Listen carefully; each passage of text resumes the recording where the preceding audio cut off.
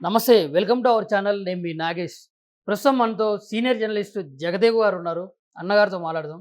అన్నగారు నమస్తే. అన్న, బాసర త్రిపుల్ ఐటీ విద్యార్థిని సూసైడ్, స్వాతి అనే అమ్మాయి. ఈ కేసు చాలా మలుపులు తిరుగుతుంది. అంటే వరుస కుదరని వ్యక్తితో ప్రేమ ప్రేమ ఇట్లా ఉందని చెప్పేసి అసలు దీని గురించి ఏందన్న క్లియర్? అది నేను కూడా ఇంతకు ముందే చూశాను. ఈ మధ్య కాలంలో స్టూడెంట్స్ సూసైడ్లు, ఆత్మహత్యలు అదే సింపుల్. అంటే తల్లిదండ్రి కూడా ఒక మాట అనకూడదు, మాస్టర్లు కూడా ఒక మాట అనకూడదు. చిన్న చిన్న విషయాలకే బలహీనంగా ఎందుకో ఆ బలహీన క్షణాలు జస్ట్ ఆ గ్రేస్ పీరియడ్ దాటితే మళ్ళీ వాళ్ళు సేఫ్ జోన్లోకి వెళ్ళిపోతారు. ఆ కొద్ది క్షణాల్లో ఒక్కసారిగా డిప్రెషన్లోకి వెళ్ళిపోయి ఇంకా నేను బతకడం వేస్ట్, ఇట్లాంటి చాలా ఈ మధ్యకాలం ఎక్కువ చూస్తున్నాం. మీరు అబ్జర్వ్ చేశారు లేదు? కాలేజీలో కూడా లేదా ఒక లెక్చరర్ పనిష్మెంట్ ఇచ్చాడనో, లేదో నలుగురు ఫ్రెండ్స్ మధ్యన అవమానం జరిగిందనో, ఏదో అంటే దాన్ని బాగా సీరియస్గా తీసుకొని ముందు గుండెకి ఎక్కించి తర్వాత మైండ్కి ఎక్కించేసుకుంటున్నారు. ఎక్కించుకొని ఇంక డిప్రెషన్కి వెళ్ళిపోవడం. ఇప్పుడు ఈ అమ్మాయి కూడా సూసైడ్ చేసుకునే 2 రోజుల ముందు కూడా కంప్లీట్గా డిప్రెషన్లో ఉందంట, ఏడుస్తూనే ఉందంట.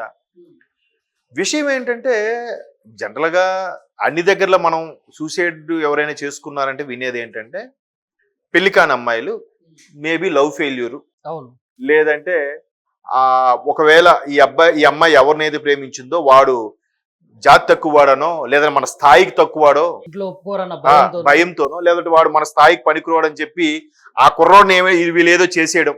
ఏంటి పేరెంట్స్ చేసేస్తే ఆ బాధ తట్టుకోలేక నేను నీ దగ్గరికి వచ్చేస్తున్నా ఆగు అని చెప్పి లెటర్ రాసి ఇదైపోవడం చాలా చూసాం. ఇక్కడ ఒక 5 ఏళ్ల కిందట కూడా హైదరాబాద్ మహానగరంలో పెళ్లి చేసేసుకున్నారు.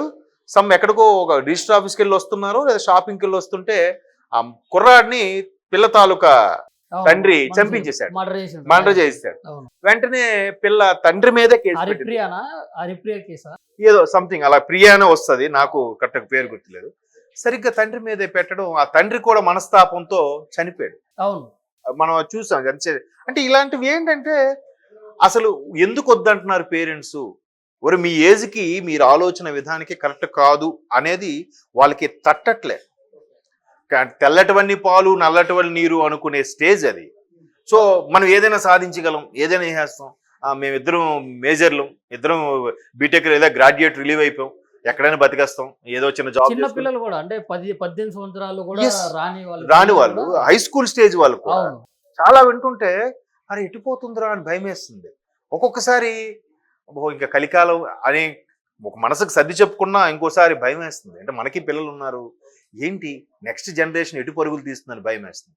సో ఇప్పుడు కమింగ్ టు ద పాయింట్, ఈ అమ్మాయి విషయానికి వస్తే వరుసకి అన్నయ్య అయిన వాడితో ఇష్టపడిందని, అది తప్పు తల్లి అని చెప్పినందుకు సరే ఇంకా అవ్వదు, ఆ అబ్బాయితో నేను అనుకున్న కోరికలు ఇష్టాలు ఏవైతే ఊహించుకుంటారో అవి అవ్వదు అని తెలియని మరుక్షణం ఆ 2 రోజులు డిప్రెషన్లోకి వెళ్ళి ఇలా అయిపోయిందంట. అంటే 2 రోజులు అలా అయిన తర్వాత 3వ రోజు జనరల్గా ఓవర్కమ్ అయిపోతారు. ఒక 2 రోజులు నన్ను వదిలేయండి ప్లీజ్, తర్వాత తట్టుకుంటాను అనే వాళ్ళు కూడా ఉన్నారు. కానీ ఈ రోజులో ఆ పర్సంటేజ్ చాలా తక్కువగా ఉంది. ఇంక ఇదే ప్రపంచం అయిపోయింది నా లైఫ్ చాలు. ఇప్పుడు మీరు సాఫ్ట్వేర్ ఎంప్లాయీస్ కూడా మీరు చూడండి, కొంతమంది అంతవరకు పేరెంట్స్ పాకెట్ మనీతో బతుకుతున్నారు. రిలీవ్ అయిన వెంటనే ఒక్కసారి ఆడికి 40,000 50,000 జీతం. ఓకే, అంతవరకు పాకెట్ మనీ 2,000 3,000 ఇచ్చిన పేరెంట్స్ ఒక్కసారి ఆడికి 40,000 50,000 వచ్చేసరికి ఆడికి ఏం చేయాలి తోచదు, ఏం తెలియక ఫుల్గా ఎంజాయ్, విచ్చలవిడిగా వీకెండ్ వస్తే పబ్బులు అంటాడు, పార్టీలు అంటాడు, ఫ్రెండ్స్ తో టూర్లు ఇవన్నీ అంటాడు. అలాంటిది ఒక్కసారి ఆ సాఫ్ట్వేర్ ఏదో కుదేలు అవ్వడమో, లేదంటే జాబ్ ఇది అవ్వడమో, జాబ్ ఫైర్ అయింది అనుకోండి, రోడ్డు మీద రావాలి, మరుక్షణం అయిపోయింది నా లైఫ్ అని సూసైడ్. అలాగే చాలా మంది చూశారు. అవునవును. అరే ఇది కాకపోతే ఒక నెల రోజులో 2 నెలల్లో పస్తులు ఉంటావు, 3వ నెల మళ్ళీ జాబ్ కొడతావు ఈ ఎక్స్పీరియన్స్ తో. లేదా పేరెంట్స్ అమ్మాయిలో జాబ్ పోయింది ప్రాబ్లం అవుతుంది అంటే వాళ్ళు ఏదో హెల్ప్ చేస్తారు. అదేం లేకుండా పేరెంట్స్ చెప్పలేనురా జాబ్ పోయిందిరా, ఎందుకంత డిప్రెషన్? సో చిన్నప్పటి నుంచి కష్టం సుఖం తెలియకుండా పేరెంట్స్ పెంచుతున్నారు. పేరెంట్స్ యాటిట్యూడ్ కూడా ఇప్పుడు ఎలా ఉందంటే మేము పడ్డ కష్టం మా పిల్లలు పడకూడదురా అని. అది చాలా తప్పు. మేము పడ్డ కష్టం పడకూడదు, మేము పడ్డ కష్టం వాళ్ళకి తెలియాలి అన్నప్పుడే వాడు రాటు తేలుతాడు, కష్టం సుఖం ఓర్చుకుంటాడు.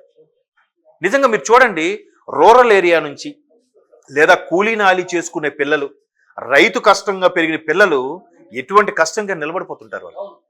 ఈ హైఫైగా ఈ హైఫై గోల్డ్ స్పూన్ తో పుడతాడు, వాడు కారులో డ్రాప్ చేస్తారు, స్కూల్కి కారులో తీసుకెళ్తారు, వాడికి అన్ని ఫ్లైట్లో దిప్పుతారు. వాడు ఒక్కసారి నాన్న బిజినెస్ ఇదైపోయినా, వాళ్ళు రోడ్డును పడినా ఇంక ఇదే లైఫ్ అనుకున్నాడు, ఇదైపోతున్నాడు. కష్టం సుఖం తెలియాలి, తెలిస్తేనే వాళ్ళు దేనికైనా ఓర్చుకుంటారు. సో ఈ అమ్మాయి ఎప్పుడైతే ఇలా అన్నారో ఒక్కసారి డిప్రెషన్లోకి వెళ్ళిపోయి సూసైడ్ చేసుకోవడం. ఆ పేరెంట్స్కి ఎంత నరకం చూడండి. ఈ అమ్మాయి వెళ్ళిపోయింది, చనిపోయింది, అయిపోయింది, ఆమె చాప్టర్ క్లోజ్. కానీ పేరెంట్స్కి బతికున్నంత కాలం నరకం. ఎంత నరకం అది. ఇప్పుడు ఇదే అంశం మీద ఒక ఫేమస్ తెలుగు కవి, మన ఇప్పుడు లేర్లే అని ఆయన చనిపోయారు, పేరు చెప్పను, ఆయన కూడా ఒక అమ్మాయిని ఇష్టపడ్డాడంట. ఎంత అందంగా ఉంటుందో చెప్పలే. అతను కవిగా మారడానికి కూడా అమ్మాయి కారణం, అంత అందంగా ఉంటుంది. తీరా చూస్తే అమ్మాయి బాగుంది, ఓకే, వాళ్ళ పేరెంట్స్తో కూడా మాట్లాడుకున్నాడు, నేను మిమ్మల్ని చేసుకుంటానండి అంటే వాళ్ళు కూడా ఓకే అనుకున్నారు.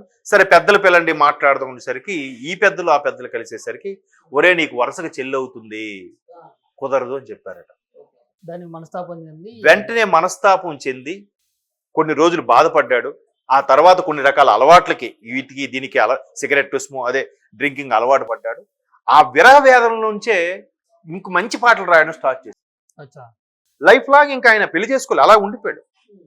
కానీ వేరే త్రోవ వెతుక్కున్నాడు. ఆ కవిత్వంలోనూ దేంట్లో ఆనందాన్ని వెతుక్కొని అలా డైవర్ట్ అయిపోయాడు. ఆ అమ్మాయి చక్కగా వేరే పెళ్లి అయిపోయింది. అమ్మాయికి లవ్ ఫీల్ ఏం లేదు, కాకపోతే పెద్దలు చెప్పారు కదా ఓకే అనుకుంది. అంటే ఇది ఒకప్పుడు ట్రెండ్ కాబట్టి అది నడిచింది. ఇప్పుడైతే ఏమవుద్ది, మళ్ళీ ఈ అమ్మాయి లాగే. ఇప్పుడు ఇంకా కొన్ని విషయాల్లో ఏం జరుగుతుందంటే అన్నగారు, ఇప్పుడు ఒక అమ్మాయిని డబుల్ రిలేషన్షిప్స్, ఇటు లవ్ అటు అది. ఇప్పుడు కొంతమంది ఏంటంటే ఇప్పుడు ఆ ఊర్లో తెలిసింది, ఇప్పుడు అతనితో ఫిజికల్ గా మూవ్ అయిపోవడం, కొంతమంది చిన్న వయసులోనే ఫిజికల్ గా మూవ్ అయిపోతారు, అది మళ్ళీ బయటికి రావడం, ఇట్లా ఇంట్లో తెలిసిందని అట్లా కూడా అవుతున్నాయి.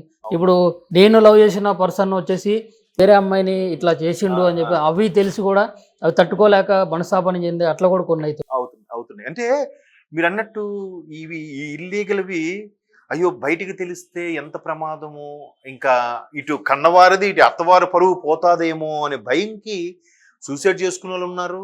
సూసైడ్ చేసుకోవడం కాకుండా ఆ బాయ్ ఫ్రెండ్ తో కలిపి భర్తను లేపేసే వాళ్ళు కూడా ఉన్నారు. అవును, ఇవి కూడా మనం చాలా వింటున్నాం కూడా.